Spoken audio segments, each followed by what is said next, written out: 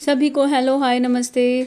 हम पढ़ रहे हैं बुक आत्मविश्वास कैसे बढ़ाएं भाई स्वेट मार्टन, और यूनिवर्स को थैंक यू बोलते हुए, उस यूनिवर्स से कनेक्ट फील करते हुए और ये भाव करते हुए कि हमारा भी आत्मविश्वास बढ़ेगा और हम भी अपनी प्रतिभाओं को जागृत कर सकेंगे। आगे बढ़ते हैं।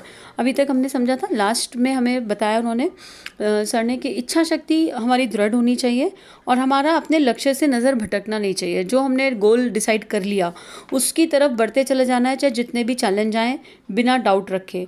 जैसे कि हमारा श्रद्धा और विश्वास का पक्ष है। श्रद्धा किस पे है? अनदेखे अनजाने पे श्रद्धा है, और हमारे भीतर ही हमारा ईश्वर है। तो हमारे भीतर वाले पे हमें श्रद्धा होनी चाहिए और उस श्रद्धा से हमारा कॉन्फिडेंस अपने आप हाईलाइट हो जाएगा, अपने आप फील होने लगेगा हमें, और उससे हमें फिर रास्ता भी मिलने लगेगा।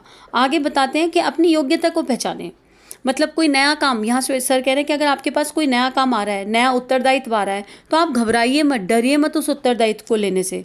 वो उत्तरदायित्व ले लीजिए, और उसमें अगर आपको लगता है कि वो आपके लिए बना हुआ है तो उसे लीजिए और उसमें अपने बेस्टेस्ट एफर्ट डालिए। अपने समय का नियोजन करते हुए उस पर पूरी शक्ति लगा दीजिए, और फिर आप अपने आप देखेंगे कि जो उत्तरदायित्व आपके कंधों पर आया था, जो जिम्मेदारी आपके कंधों पर आई थी, उसको आप अच्छी तरह निभा के ले गए। अगर आपको निभाने से मना ही कर देंगे, अगर आप पहले ही ये सोच लेंगे कि मुझसे ये हो नहीं पाएगा, मेरे बस की बात नहीं है, मैं ऐसा कैसे करूँगा, तो फिर लाइफ में सीखेंगे कैसे? कॉन्फिडेंस का मतलब ही है, शुरू में एक बात हुई थी हमारी कि self confidence is all about practice. हम बार बार एक ही चीज़ का अभ्यास करते हैं तो हमारा कॉन्फिडेंस बढ़ने लगता है। तो कोई काम जब हम पहली बार करेंगे तब तो थोड़ा सा लगेगा, डाउट, घबराहट भी हो सकती है, लेकिन जब हम उसे बार बार करते रहेंगे अपने सारे एफर्ट्स लगा के, तो निश्चित रूप से हम वो काम कर ही सकते हैं। उसके बाद बता रहे हैं कि महान बनने की इच्छा से घबराने की ज़रूरत नहीं है, दिल खोलकर इस इच्छा की पूर्ति का प्रयत्न करना है। क्यों? क्योंकि अभी आप किस महान बनने की इच्छा मतलब अपने आप आई कॉन्शियसनेस या बॉडी कॉन्शियसनेस में नहीं रख रहे हैं। अब आपका आपका परमार्थी आपका स्वार्थ बन गया है, आपका जो मोटिव है लाइफ को लेके वो बड़ा बन गया है। तो यहाँ आप अपनी ग्रोथ जब करेंगे तो आपके साथ आपके आसपास वालों की, आपके परिवार की और समाज की, सबकी ग्रोथ होगी। क्योंकि जब एक ही दिया चमकता है तो एक दिया जलता हुआ हजारों दियों को जगाने की क्षमता रखता है। तो लेकिन हमारे भीतर का वो दिया जगे तो सही, तभी तो हमारे से कोई और दिया जग सकता है। तो इसलिए बिल्कुल मत सोचिए, अपने स्वभाव को ही हमें ऐसा बना लेना चाहिए कि हम सदैव अपने आप को भाग्यशाली समझें। हम मान लें कि हम, गुरुदेव कहते हैं कि हम मान लें कि हम दुनिया के सबसे महत्वपूर्ण व्यक्ति हैं। तो जब हम ये मान लेंगे तो हमारी जो प्रतिभा है उसका परिष्कार होगा, और प्रतिभा परिष्कार का मतलब ये है कि सत् प्रवृत्तियों को बढ़ाना है और इस हद तक बढ़ाना है कि दुष्प्रवृत्तियां अपने आप मुंह मोड़ लें। और इस यात्रा पे चलते हुए क्या नहीं होना चाहिए? आलस्य नहीं होना चाहिए, प्रमाद नहीं होना चाहिए, नेगेटिविटी नहीं होनी चाहिए, और समय का सदुपयोग का भाव होना चाहिए। और आलस्य इसमें सबसे बड़ा दुश्मन है। हम सोचते हैं आज का काम कल पे टाल देंगे, कल का परसों कर लेंगे, या फिर पड़े हैं बस टाइम वेस्ट कर रहे हैं, कभी टीवी देखने में, कभी तो हमें पता ही नहीं होता कि हम किन चीज़ों में टाइम को अपने स्पेंड कर रहे हैं। इतना इंपॉर्टेंट टाइम जिससे हम बड़े बड़े उत्तरदायित्व पूरे कर सकते हैं, बड़े बड़े काम कर सकते हैं, अपनी योग्यता में वृद्धि कर सकते हैं। आत्मनिर्माण के लिए जो समय लगाना चाहिए उसको हम कहीं भी खर्च कर देते हैं। तो यही बात अभी इसमें बता रहे हैं कि अपने आप को पारस बनाइए, और आपका आत्मविश्वास समय आने पर उसे सिद्ध कर देगा कि आप वाकई में पारस हैं। लेकिन सिद्ध करने के लिए पारस मत बनिए, अपने आत्मनिर्माण के लिए, अपने आत्मविश्वास के लिए काम कीजिए, और फिर उससे कुछ सिद्ध होता है तो वेल एंड गुड। लेकिन उसको सिद्ध करने, किसी चीज़ को सिद्ध करने के लिए कुछ मत कीजिए। इसको और सरल कर देते हैं। सरल करने में अगर हम समझें तो कोई भी काम मुझे करना है तो अपने आत्मविश्वास के लिए, अपने को ऊपर उठाने के लिए करना है, लेकिन किसी को नीचा दिखाने के लिए कोई काम नहीं करना। किसी को कुछ प्रूफ करने के लिए जीवन में कुछ मत कीजिए, अपने लिए कीजिए, अपने स्वयं की यात्रा के लिए कीजिए। और फिर आप देखेंगे कि आपकी एनर्जी लेवल्स और आपका कॉन्फिडेंस लेवल सब कुछ इतना अच्छा हो जाएगा कि आपके आसपास लोगों में भी उसका इम्पैक्ट पड़ेगा। अगले अध्याय में सर बोल रहे हैं असंभव कुछ भी नहीं। तो यहाँ बहुत अच्छी बात लिखते हैं, यह प्रतीक्षा मत कीजिए कि कोई आएगा और आपका हाथ पकड़कर आपको उन्नति के मार्ग पर धकेल देगा। आखिर मोहताजों की तरह आप किसी की प्रतीक्षा क्यों करते हैं? क्या आप अपंग हैं, लूले लंगड़े हैं? यदि नहीं तो आप स्वयं ही उठ जाइए और दृढ़ विश्वास, दृढ़ संकल्प एवं इच्छा शक्ति के साथ उन्नति की राह पर चल पड़िए। ये कितनी अच्छी बात लिख रहे हैं। कोई नहीं आएगा, कौन आएगा? हमारे भीतर वाला ही जागेगा हमारे अंदर और वही हमें चेताएगा। और कितनी बार ऐसा होता है कि हमारी कॉल्स आ जाती हैं अंदर से, लेकिन हम उसको इग्नोर कर देते हैं, हम समझ ही नहीं पाते कि अब उठ के खड़े होने का समय आ गया, अब कुछ करने का समय आ गया। तो ऐसी कॉलिंग्स जो अंदर से आती हैं उनको इग्नोर नहीं करना चाहिए। और जब हम इस यात्रा पे चलते हैं ना, तो हमें मोटिवेशन कभी कभी बाहर से भी मिल जाता है। जब गुरु तत्व जीवन में आता है तो भी मोटिवेशन मिल जाता है, अच्छी किताबें हमारा मोटिवेशन बन जाती हैं। एक तरह का आत्मविश्वास होना और इसकी राह पे चलना एक तरह का देवी वरदान है। अगर हम कुछ एग्जाम्पल्स ले लें अपने समय के, जो हमने अपने समय में पढ़े हैं, देखे हैं, हमने सुने हैं कुछ स्टोरीज। अब जैसे भगवान शंकर ने जब भगवान परशुराम को काल कुठार थमाया था, तो उन्होंने पृथ्वी को 21 बार अनाचार्यों से मुक्त कर दिया था। भगवान शंकर ने क्या किया था? उनका मोटिवेशन ही तो बढ़ाया था। मोटिवेशन बढ़ाने मात्र से ऐसा हो गया। भगवान श्री कृष्ण ने क्या किया? अर्जुन को मोटिवेट ही तो किया युद्ध लड़ने के लिए, कर्माशक्ति से मुक्त होकर। जो ये रिद्धियाँ सिद्धियाँ हैं जिनकी हम बात करते हैं, वो रिद्धियाँ सिद्धियाँ नहीं है, एक्चुअली हमारा आत्मविश्वास है। भगवान विश्वामित्र ने क्या किया? उन्होंने राम जी को, लक्ष्मण जी को बला अति बला विद्या सिखाई, उनको आश्रम में ले गए, उनके कॉन्फिडेंस को मोटिवेट किया। चंद्रगुप्त जो अपने आप को कुछ भी नहीं समझते थे, लेकिन चाणक्य जब आए तो चाणक्य ने जो है उनके अंदर से उनकी प्रतिभा को खोजा, निकाला और उनके आत्मविश्वास को बहुत स्ट्रॉन्ग कर दिया। और उसके बाद कहाँ से कहाँ पहुँच गए चंद्रगुप्त। ऐसे ही सिद्धार्थ, उन्होंने पूरा धर्म, सिद्धार्थ मतलब भगवान बुद्ध, उन्होंने पूरा धर्मचक्र परिवर्तन कर दिया। उनके भीतर से जब वो जागृत हुई, वो भाव जागृत हुआ, तो उन्होंने पूरा सब कुछ बदल दिया।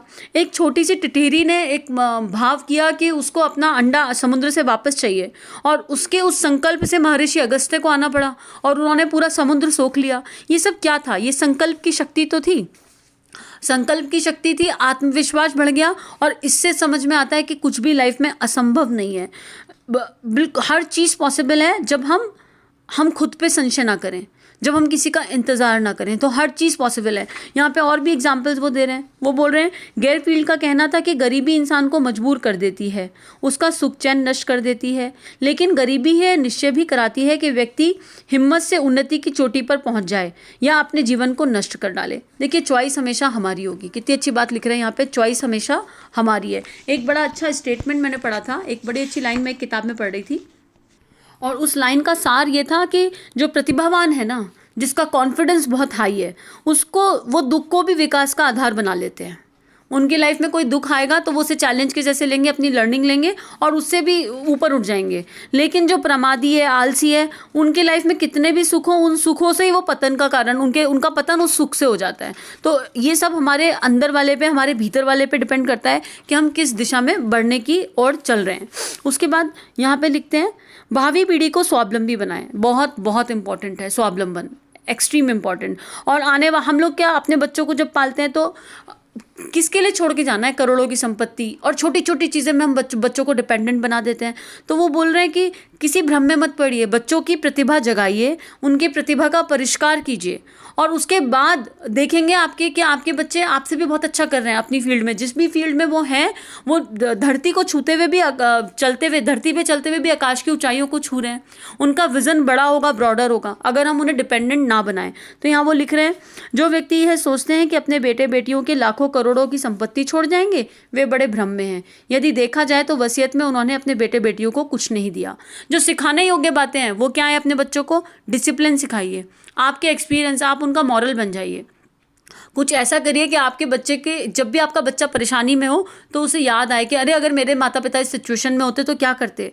उनको कार्य करने की शक्ति दीजिए, उनकी महत्वाकांक्षाएं, उनके आदर्श उच्च रखिए, उनके अंदर ईमानदारी हो, धीरज हो, कठोर परिश्रम करने की हिम्मत हो, प्रैक्टिस होनी चाहिए। उनको ये पता होना चाहिए कब कहाँ किससे कैसा व्यवहार करना है। उनके हृदय में करुणा भरी होनी चाहिए। उनके उनका हार्ट जो है, जब समाज में कुछ इधर उधर हो रहा है और वो देख रहा है तो करेज होना चाहिए उनके अंदर। ये सब चीज़ें हैं जो वसीयत में देने लायक हैं। बल्कि एक दिन मैं अपने एक फ्रेंड से बात करते हुए हंस भी रही थी कि मुझे नहीं पता कि मैं अपने बच्चों को क्या दे के जाऊँगी क्या नहीं, लेकिन ये किताबें पढ़ते हुए कुछ देकर जाऊँ या नहीं जाऊँ, पर ये किताबें तो मेरे बच्चे के लिए हमेशा सेफ एंड सिक्योर हैं।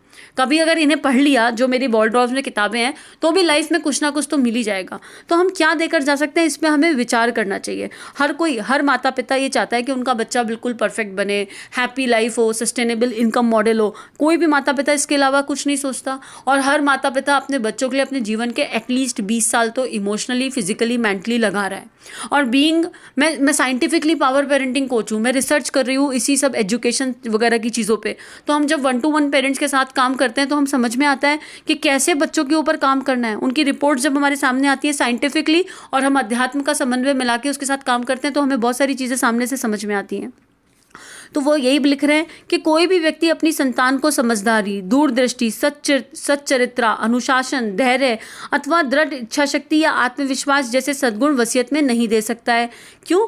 यह गुण तो संतान को बचपन से ही देने होंगे, वसीयत में नहीं, आपको बचपन से देने होंगे। हम पैसा जोड़ने की तरफ लगने लगते हैं तो कह रहे हैं बचपन से देने होंगे। जैसे जैसे बच्चे बड़े होते जाएंगे उनमें इन गुणों के अभ्यास की आदत डाल दी जानी चाहिए। फिर यदि व्यक्ति अपनी वसीयत में अपने बच्चों को किसी भी प्रकार की धन संपत्ति अथवा सुख सुविधा के साधन ना भी दे पाए तो वह स्वयं उसे उपार्जित कर लेंगे। यही बात है कि अगर हम सही नींव रख देंगे, नींव अगर सही होगी तो जो बिल्डिंग खड़ी होगी वो अपने आप ही परफेक्ट होगी ना। तो बचपन से ही संस्कार डालने बहुत इंपॉर्टेंट है। उसके बाद जो लाखों करोड़ों की संपत्ति अपनी संतान को दे जाते हैं वे उन्हें अकर्मण्य और आलस्य देते हैं। एक अनुभवहीन जीवन उन्हें वसीयत में देकर जाते हैं। कोई क्या देकर जा रहे हैं? आलस्य। और एक्चुअली ऐसा होता भी है, सबसे बड़ा शत्रु आलस ही है। मैं अपनी लाइफ में खुद बहुत इनडिसिप्लिन की वजह से प्रॉब्लम्स फेस करी हैं कि कितनी ज़्यादा प्रॉब्लम होती है अगर आपका एक रूटीन फिक्स नहीं होता, इनडिसिप्लिन होता है। हो सब जाता है क्योंकि वो परमात्मा की कृपा है, लेकिन अगर वही चीज़ एक रूटीन में हो तो और कितना बेहतर लाइफ हो सकती है। और ये किताबें मोटिवेट करती हैं। जब इनको पढ़ते रहो ना तो आत्मविश्वास, मोरल, सब कुछ, जैसे सत्संग की महिमा है ना, तो जब मैं ये किताबें पढ़ती हूँ तो मुझे बड़ा अच्छा लगता है, अंदर से ऐसा लगता है कि हाँ कुछ रास्ता मिल रहा है आगे के लिए। अब आगे लिख रहे हैं, आज का यहीं पे समाप्त करते हैं स्वाध्याय। सभी को बहुत सारा थैंक यू और हम उम्मीद करते हैं कि हम समझ पाएंगे कि हमें वसीयत में अपने बच्चों के लिए क्या छोड़ कर जाना है।